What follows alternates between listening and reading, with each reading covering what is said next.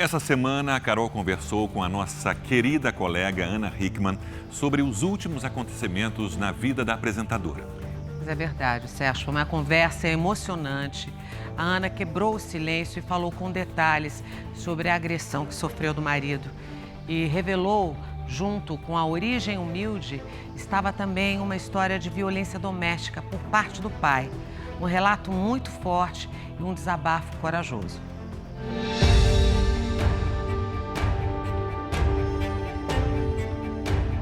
Ela é uma das mais queridas apresentadoras do Brasil. Uma mulher linda, bem-sucedida, mãe amorosa e vítima de violência doméstica. O meu cachorro voou pra cima dele e eu consegui fechar a porta e travar as janelas também. Eu tô falando da figura de um agressor, de um covarde, de um canalha que acha que tem poder e domínio sobre os outros. Ana Hickman fala pela primeira vez sobre as agressões que sofreu do marido dentro de casa. Fiquei com medo dele, com muito medo. Eu comecei a me deparar com grandes mentiras. Minha vida desmoronou. Ela abre o coração e revela com exclusividade um histórico familiar muito difícil desde a infância. Essa marca que eu tenho na minha mão foi meu pai que me deu. Você acompanha agora uma conversa franca, com muitos momentos emocionantes e surpreendentes. Ana, eu queria começar a nossa conversa já indo direto ao assunto. Eu queria saber o que de fato aconteceu naquele dia. É difícil reviver algumas coisas, mas agora dá pra falar sem chorar. Já chorei muito, acho que eu já gastei todo o meu estoque de lágrimas e principalmente eu nunca pensei que fosse ter uma montanha-russa de sentimentos, de emoções. Eu já tive alguns episódios na minha vida muito difíceis. Aliás, a minha vida tem sido feita de provações já há bastante tempo. E parece que isso não vai acabar tão cedo. Aquele dia 11, sábado, pouco depois da hora do almoço, estava tendo uma conversa com meu filho na cozinha. É uma conversa sobre algumas mudanças que provavelmente aconteceriam na nossa vida com relação à nossa casa, com relação a algumas coisas que ele está acostumado. E eu sempre tive uma conversa muito aberta com meu filho. A gente sempre conversou sobre tudo, sobre escola, sobre o dia a dia. Mas por conta desta conversa e de outras coisas que aconteceram antes, a briga começou, eu comecei a ser achincalhada pelo Alexandre. Começamos com uma briga verbal e aí tudo, infelizmente, acabou terminando do jeito que depois o Brasil descobriu. No último dia 11 de novembro, Ana foi à delegacia registrar queixa contra Alexandre por violência doméstica e lesão corporal. Houve, de fato, agressão? Sim. Seu filho presenciou a agressão? A hora que ele fechou a porta no meu braço, não. Mas antes disso, sim. Qual foi o nível da agressão que você sofreu, Ana? Se é possível descrever isso? Lógico que sim. Nós começamos a discutir, ele começou primeiro a reclamar de novo, como eu já tinha feito diversas outras vezes, de que eu não tinha o direito de falar assim com o nosso filho, que a gente não ia perder nada, que a gente não ia mudar de casa, que era tudo uma grande mentira. E que eu era uma louca e que eu tinha que parar com isso, que eu estava traumatizando o nosso menino. E na hora eu olhei e falei assim, para de mentir. A gente precisa preparar o Alezinho, porque muita coisa vai mudar. E eu não posso ser responsável ou me continuar mentindo para ele como você está fazendo, que fez tanto tempo para mim. A gente precisa conversar e prepará-lo, porque mais cedo ou mais tarde mudanças acontecerão. E ele é muito apegado a algumas coisas, eu não quero que ele sofra. E exatamente esse motivo de admitir os problemas que ele não gostou. E isso, a briga começou a ficar mais acalorada, as coisas que ele começou a falar comigo, e nessa o Alezinho, meu filho, começou a gritar também, pedindo parem de brigar, porque essas brigas eram constantes dentro de casa. Não foi a primeira briga verbal que nós tivemos. E aí o Alezinho levanta da mesa, ele corre pra piscina. Tem uma pessoa que trabalha comigo, ela vai atrás dele pra acalmá-lo, e o Alexandre continua, segue o Alezinho na parte da piscina. Tá vendo o que sua mãe tá fazendo? E continua aquele massacre de falar. Sua mãe é louca, ela tem que parar com isso. Alezinho, calma, filho, vem cá. O papai vai conversar com você. Sua mãe tá mentindo, ela é louca.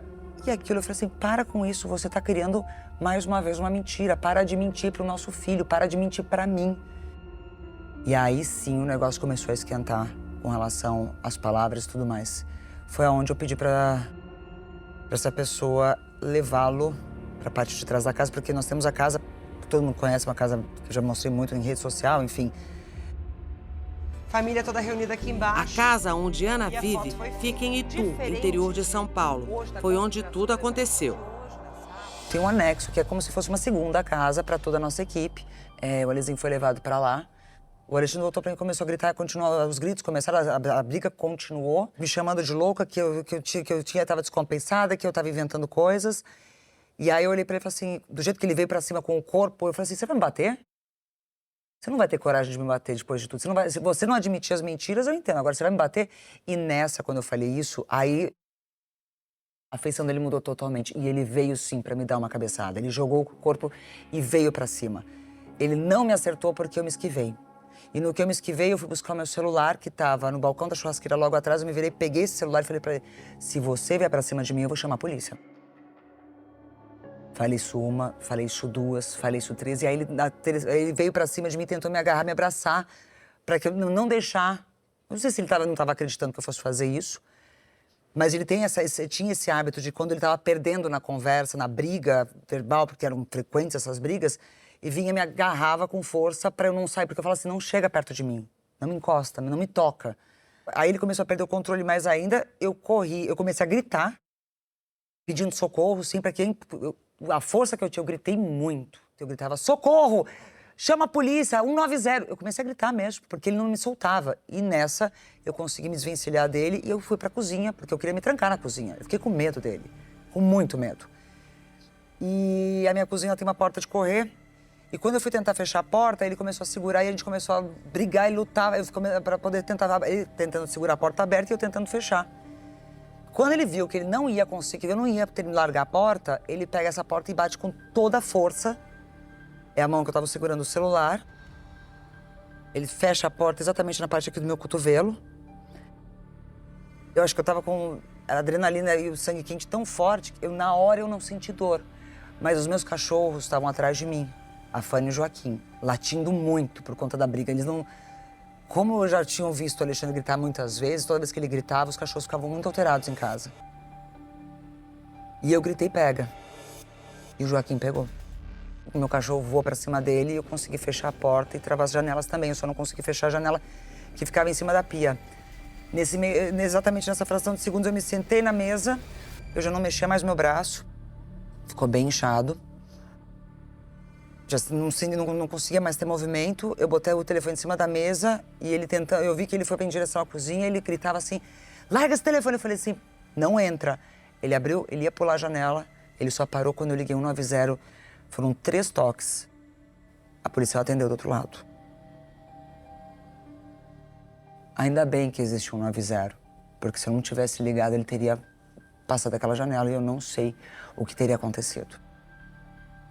O Alexandre ficou muito alterado. Você acha que a sua relação já era tóxica? Sim. Há muito tempo? Sim. Há bastante tempo. Eu tentei me desvencilhar dessa relação por algumas vezes, mas... As pessoas que estão ao teu redor, elas são convencidas a dizer que você está errada. Que você que está desequilibrada, está trabalhando demais, está cansada.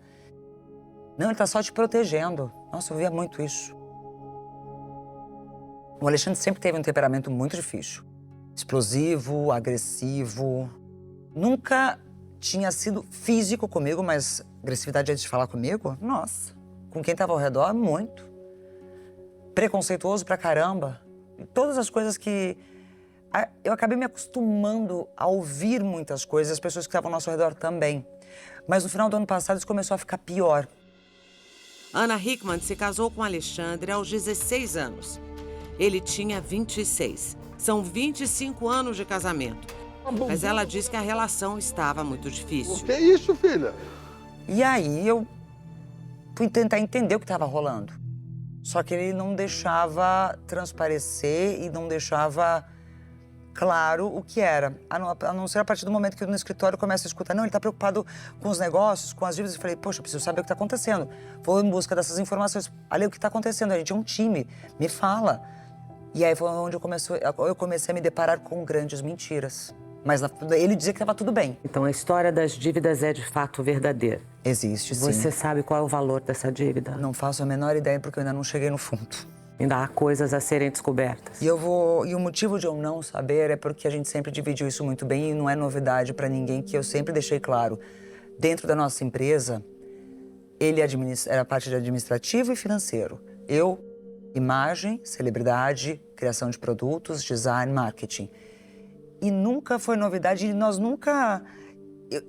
nunca tive problema com isso porque a gente saiu do zero. Nós éramos um casal lá no começo que nós construímos do zero isso. Eu morria de orgulho de falar isso. Morria de orgulho. Mesmo quando alguém um dia contestasse e falasse, mas por que ele é assim? Por que você atura tanta truculência? Eu me acostumei a dizer, é o jeito dele. Num determinado momento da nossa vida, eu comecei a perceber que não tinha mais amor ali. E era, sim, um grande negócio. Mas quem estava ao nosso redor me fazia acreditar que eu estava louca, que eu não podia fazer isso. Imagina, você tá louca, ele te ama. Ele tá fazendo isso tudo para proteger vocês. Não, ele é o cara. Era isso que o tempo todo eu tinha ao meu redor.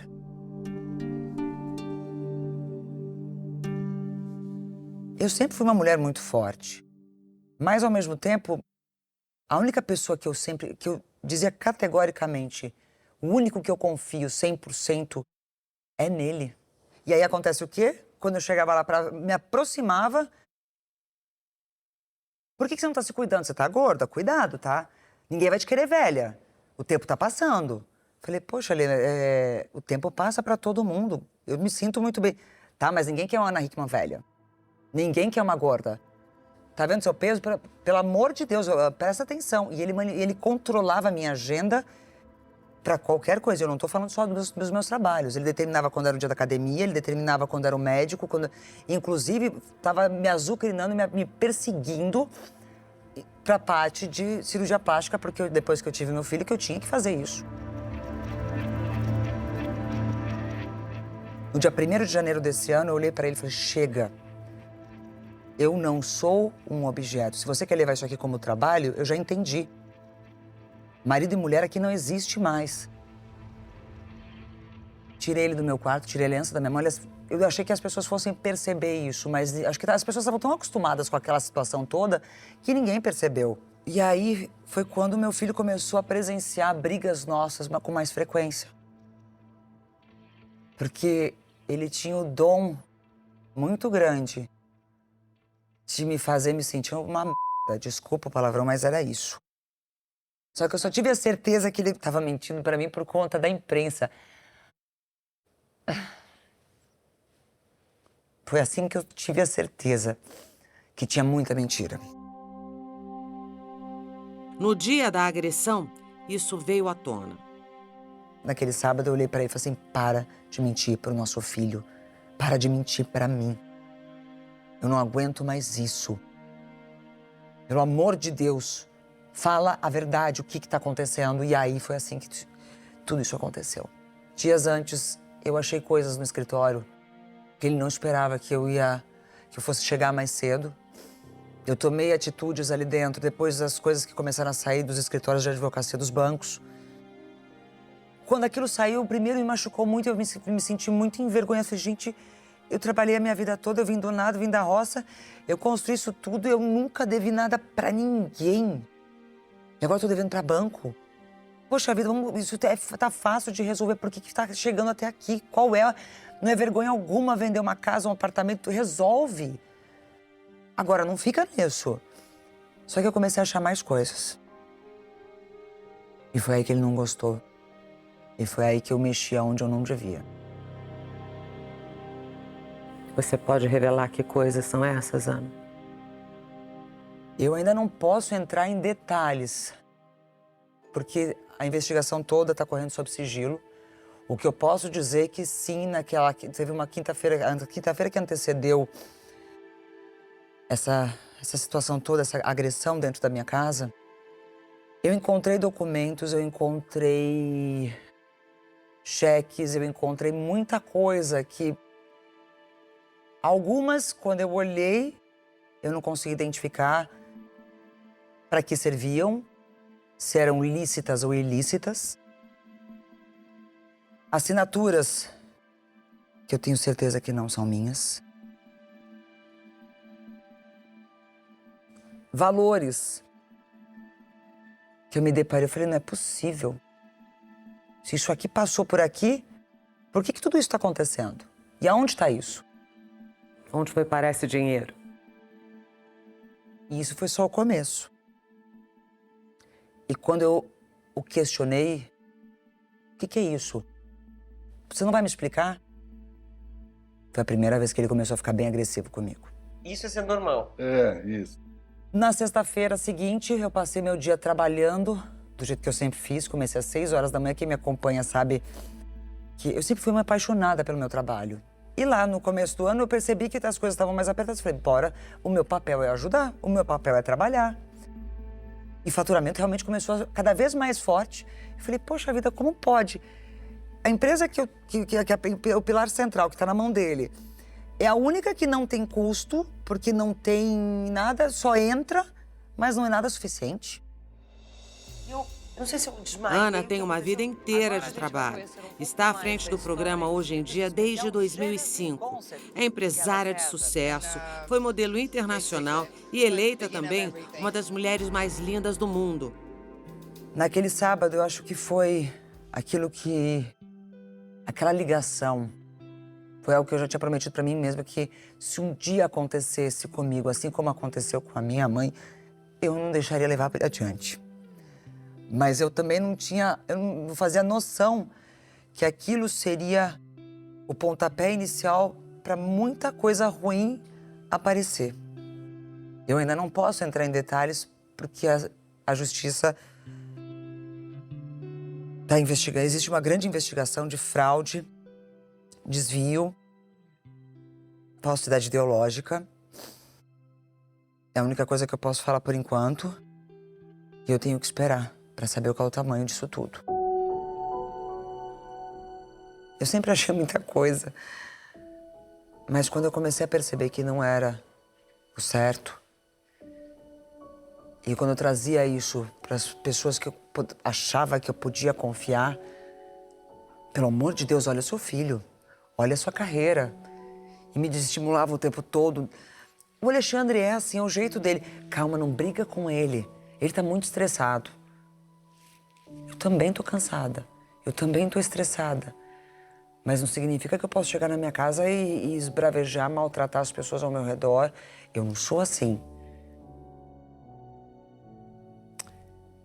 E aí, quando a primeira nota, aquela vez quando saiu, isso tem mais ou menos...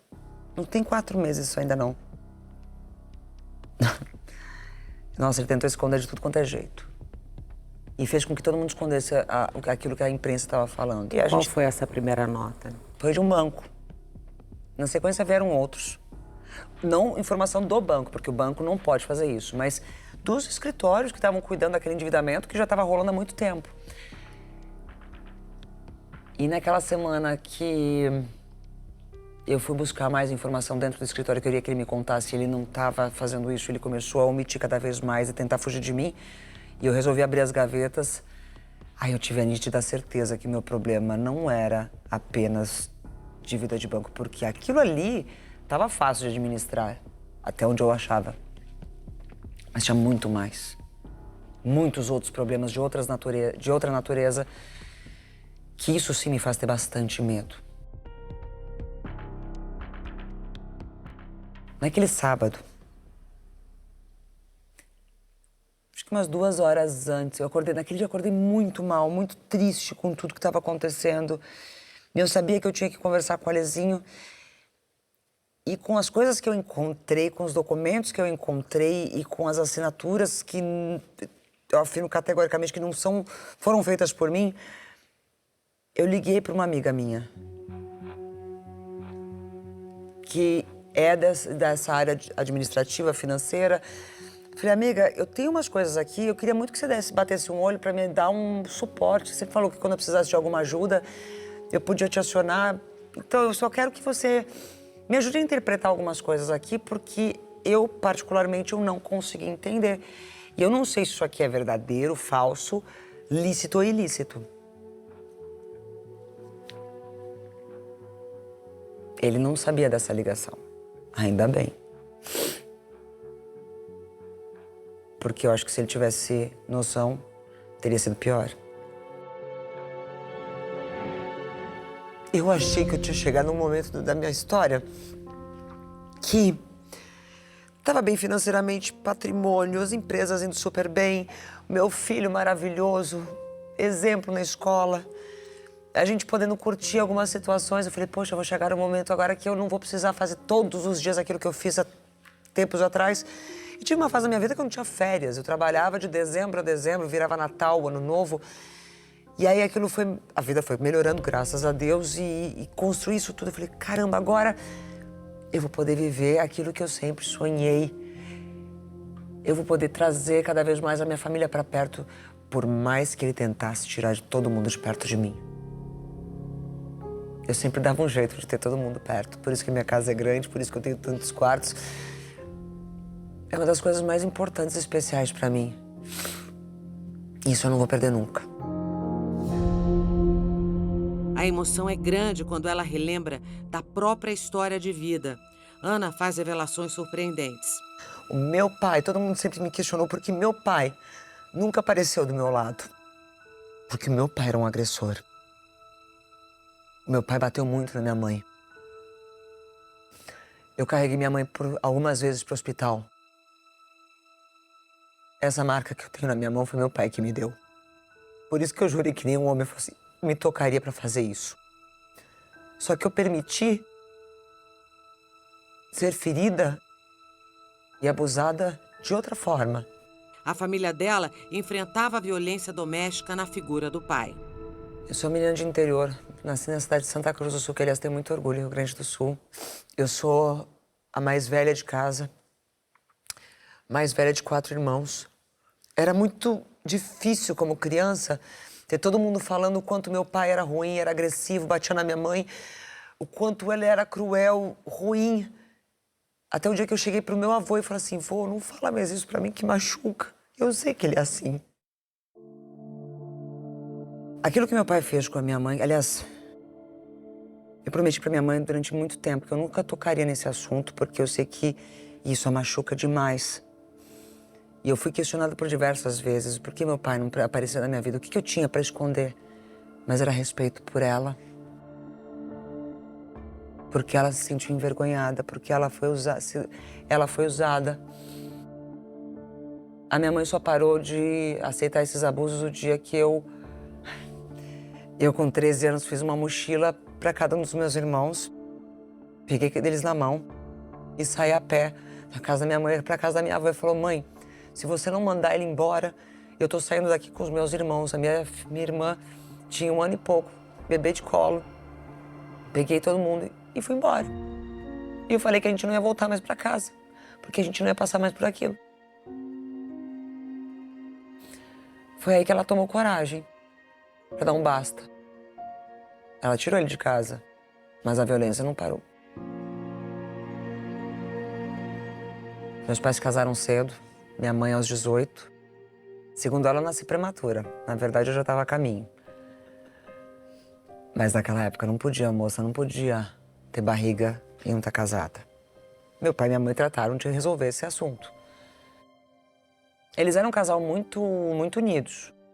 Pelo menos eu lembro da minha infância, nós não tínhamos nada, morávamos na casa da minha avó.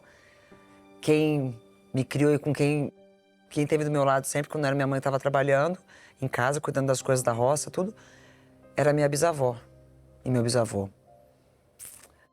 E aí meu pai começou a trabalhar numa fábrica de móveis, começou a prosperar de funcionário, ele e meu tio fizeram o próprio negócio. Mas num determinado momento da vida, quando ele chegou numa estabilidade até então financeira que a gente nunca experimentou, uma chave virou. E aí ele se transformou num cara que eu não conhecia, bem agressivo. Por qualquer coisa, ele espancava a minha mãe. Por qualquer coisa, ele quebrava tudo dentro de casa. Minha mãe até descobriu traições, muitas. E ele torturava a gente psicologicamente dentro de casa, muito. E essa marca que eu tenho na mão foi porque ele voou em cima da minha mãe com um pedaço de um sofá que ele arrancou, abriu a cabeça dela inteira e eu voei pra cima dele. Eu tinha 12 anos de idade. Era na hora do almoço, ela estava fazendo faxina em casa. Eu cheguei da escola, vi aquela cena, eu voei pra cima dele. E do jeito que eu voei, ele me arremessou, porque era um cara grande. Minha família inteira, todo meu tamanho não mente isso. Era um cara grande e forte, ele me arremessou pra cima da mesa da cozinha. E do jeito que eu caí em cima da mesa, tava cheio de prato, copos, a tampa de vidro. Aquilo estilhaçou comigo em cima. Foi a mão de Deus que não deixou me cortar inteira, que foi a única coisa que cortou. Eu abri minha mão inteira. A cicatriz presente é essa aqui. Mas eu abri minha mão toda. E ele só parou de bater na minha mão quando ele me viu sangrando. Eu lembro até hoje como ele ficou, como ele chorava e dizia: meu Deus, o que eu fiz? Foi a mesma reação que eu vi do Alexandre naquela janela, quando ele escutou a policial do outro lado falando comigo: pelo amor de Deus, o que você está fazendo? O rosto, o olhar mudou.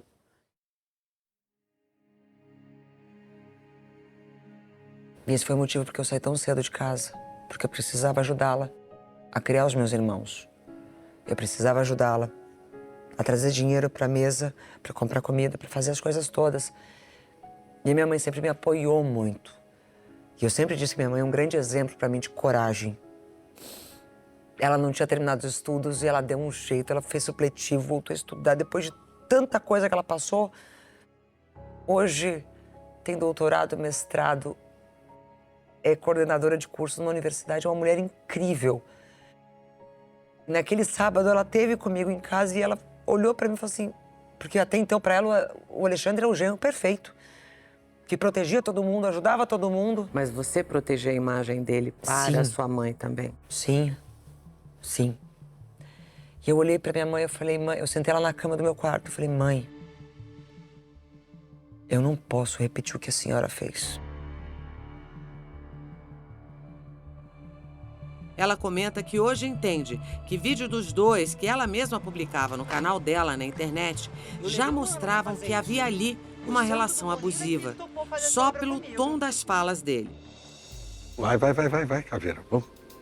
Não, se você me chamar de caveira de novo, eu não falo mais com você. Eu vou falar, a última vez que eu vou falar pra você. Nunca mais. Não, nunca mais eu vou Deixa eu te falar só uma vez. Agora vem a sério. Você não vai brigar comigo aqui. Primeira coisa. Não, eu não tô brincando. Ah, não? Você tá o quê? Surtando? Eu só assim, vamos lá. Fazendo chacota com relação a questões físicas, beleza, sim. Hoje você Isso tem era consciência normal. disso?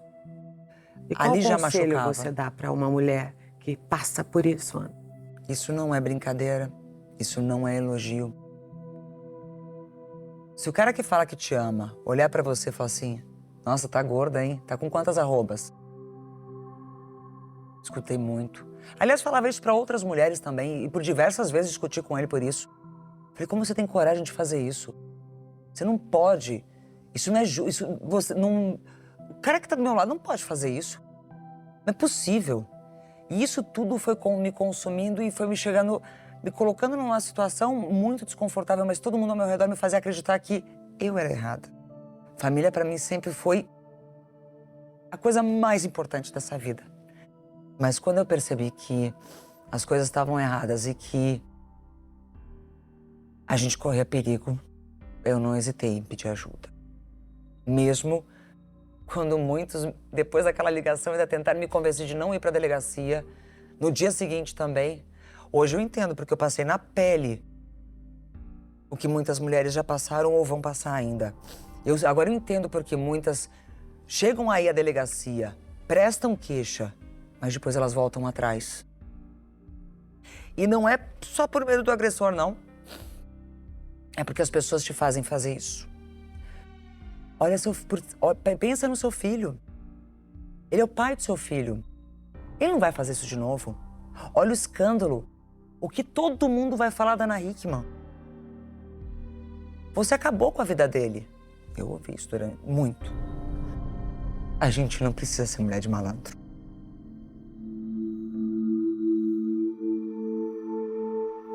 O Alexandre, ele me afastou de tudo e de todos. Ele colocava medo nas pessoas. Ele realmente... Ele me colocou dentro de uma redoma. De tal forma que ele podia, assim, fazer o que ele queria. Eu não tinha sábado e domingo. Eu não via ele se compadecer quando eu estava doente. Eu trabalhei muitas vezes. Horas, 12 horas no dia com 40 graus de febre. Eu nunca reclamei disso porque eu sabia que eu estava fazendo a minha parte. Mas, graças a Deus, teve uma coisa que na minha vida foi muito forte e que eu, durante esses últimos meses eu falava muito para ele. Eu falava assim, graças a Deus eu tenho a parte emocional muito forte e eu, quando me olho no espelho, eu gosto do que eu vejo. Porque se fosse por você, anorexia, bulimia e depressão, fichinha. Não ia ter psicólogo ou psiquiatra para curar. Porque ele fazia isso. Ele achava engraçado. Ainda bem que Deus me deu coragem de eu pedir ajuda aquele dia. Não foi só ajuda para não apanhar mais, para não ser mais agredida, mas para cortar esse ciclo vicioso de uma vez por todas. Dá vergonha, muita, de você ser escoltada por policiais até um hospital e você, quando entra no PS, mesmo com uma policial feminina do seu lado, com outras pessoas, o médico olhar para você, o que aconteceu? Eu não falei que eu caí da escada, eu não menti em momento algum. Eu mostrei meu braço e falou, isso aqui é ferimento causado por trauma de porta que foi fechada no meu braço. Fui fazer radiografia, eu não quebrei, graças a Deus, mas eu fiquei bem machucada. Sim, eu acredito. Ana confirma que na ida à delegacia não pediu medida protetiva contra Alexandre. 2 pessoas naquele dia foram importantes para me incentivar.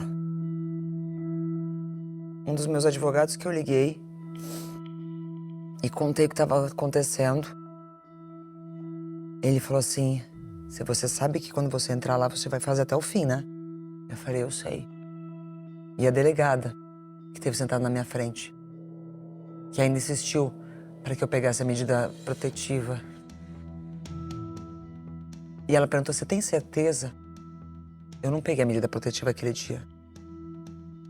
E hoje eu posso dizer que eu fui uma tola de não ter feito isso. Mas ainda, a vergonha era tão grande. Ao mesmo tempo que eu sabia que eu tinha que fazer aquilo, eu senti muita vergonha. Eu sentada naquela cadeira, dentro da delegacia, eu senti muita vergonha. E eu não sabia como eu ia voltar para casa para encontrar meu menino. Ana confirma a separação do marido. Ela entrou com pedido de divórcio na última quarta-feira. Vocês estão se divorciando de fato? Sim. Você já deu entrada? Muita gente achou que eu estava quieta desse jeito porque eu ia voltar atrás. Não. Você já deu entrada? Pela Maria da Penha. A lei está para nos proteger. Ela foi criada por conta de uma mulher que foi vítima disso. E tantas outras que também foram vítimas. Eu cansei de dar... Eu dou notícias sobre isso todos os dias dentro do Hoje em Dia. A lei é cada vez mais forte. Ela me protegeu, sim. Existem muitos gatilhos de proteção, ainda bem. Qual a diferença com um pedido de divórcio normal, Ana, e um pedido de divórcio através da Lei Maria da Penha? Muito mais rápido. O pedido de separação de corpos, o divórcio litigioso, muito mais rápido. Porque fica muito claro que aquele relacionamento não pode mais existir. Porque senão ainda a gente tem que provar que aquele relacionamento ainda pode ser tentado. Não, pela Lei Maria da Penha não, é muito mais rápido. Vai mais rápido, é direto. Sim. E a gente tem que saber usar, isso vale para todas. O Ministério Público tá ali, não para mim, não para Ana Hickman, porque eu sou da televisão ou porque eu tô na mídia, não, isso serve para todas as mulheres. Para mim, para você, para qualquer pessoa que estiver aqui, para todas que passaram por isso, pela agressão física, verbal, financeira, patrimonial, psicológica. é para todas. A gente só tem que saber usar e ter a coragem. A gente tem que ter coragem. Eu sei que eu não posso mais voltar atrás. Não sou mulher de malandro. Sou eu que tô aqui machucada e fui machucada durante muito tempo. A maior preocupação de Ana é o filho Alexandre, de 10 anos. Como está seu filho, Ana? Chora muito. Muito. Eu não vou falar nada pro meu filho porque eu quero que ele, quando crescer, tire suas próprias conclusões e não tenha as mesmas feridas que eu tenho, que eu carrego. Ele não sabe que eu tô aqui gravando essa entrevista com você, mas é engraçado que ele chegou e ele veio do quarto dele, ele trouxe 2 carrinhos pra minha mão, os favoritos dele, falou assim, ó, toma, mamãe, é pra te dar sorte hoje. Ele sabe que vocês estão se separando, mas ele não sabe o motivo exatamente. Ele sabe que o pai e a mãe não podem mais ficar juntos. Ele percebe que havia uma relação tóxica? Ou ele percebe? Percebe. Não era assim que eu tinha imaginado a minha família. Forte e serena, Ana Hickman agora quer seguir e olhar para frente. Ai, eu tô feliz que agora eu consegui falar. É que eu precisava me cercar de segurança primeiro para poder falar. Emocional, jurídica também e física. Agora eu consigo falar. Por isso que na segunda-feira, quando eu voltei, e aliás, o pessoal aqui foi muito carinhoso comigo, do mesmo momento. Quando eu entrei na emissora, todo mundo falou assim, você tem certeza? Eu falei, me deixa voltar. Eu preciso me sentir forte e acolhida. Trabalhar é bom. Muito. Trabalhar é muito bom. Mas, ao mesmo tempo, eu me senti abraçada pelas pessoas, assim, porque elas me respeitaram quando eu disse, eu não tô pronta pra falar. E agora, eu consigo. Como você pretende administrar essa situação? Essa vai ser a parte mais difícil, porque eu ainda não sei por onde recomeçar, mas eu vou recomeçar. Eu não tenho medo do futuro, não tenho medo de uma série de coisas, porque eu sou de família humilde, ouvindo nada, então se deitar, beijar o chão, arregaçar as mangas e levantar e continuar, isso eu já estou fazendo. E é isso que eu quero que todo mundo entenda, que todas nós podemos fazer isso. Sei que em algum momento mais coisas terão que ser ditas, mas eu só posso fazer isso quando a justiça provar. Mas se a minha coragem servir pelo menos para que outra também se encoraje para parar com isso, para dar um basta, eu já vou ficar feliz.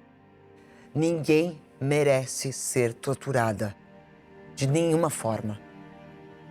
E não estou dizendo isso para desmerecer o relacionamento, a família ou a figura do homem.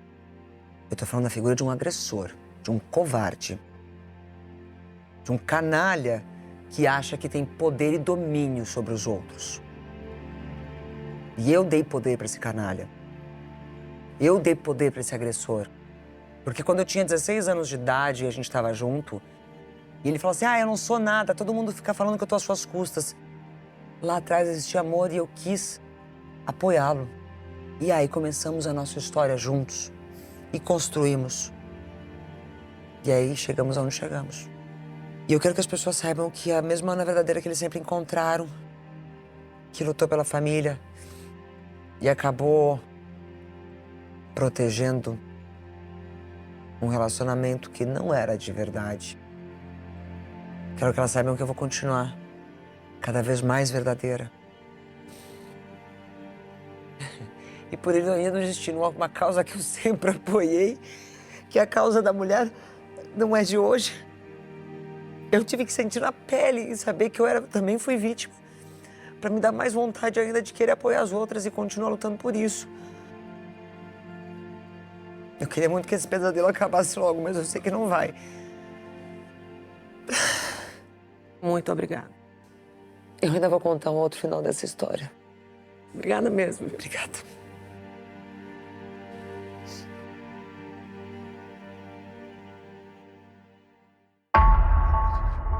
Na tarde de hoje, o advogado de Alexandre Corrêa enviou à produção do Domingo Espetacular uma nota de defesa.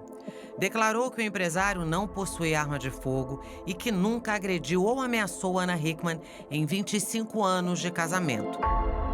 Disse ainda que a inocência de Alexandre será comprovada ao final do processo e que o filho deles é a única vítima deste episódio conjugal. A defesa também nos enviou uma certidão de antecedentes criminais de Alexandre, mostrando que não existe nenhum registro contra ele. Essas são as imagens do raio-x do cotovelo esquerdo de Ana Hickman. O laudo confirmou que a apresentadora sofreu lesões corporais leves. O Domingo Espetacular teve acesso com exclusividade ao depoimento de uma cozinheira que atende a família da vítima há 3 anos. À polícia, a mulher disse que permaneceu no quarto com o filho do casal durante a discussão. Alguns minutos depois, Ana surgiu na porta do cômodo aos prantos. Disse que o marido havia lhe ferido no braço e que havia acionado a polícia militar. De pronto, socorreu a patroa e lhe acomodou no quarto. Em seguida, trancou a porta do cômodo e o autor começou a bater na porta e pedir para Ana abrir para conversarem. Minutos depois, Alexandre foi embora e a polícia militar chegou.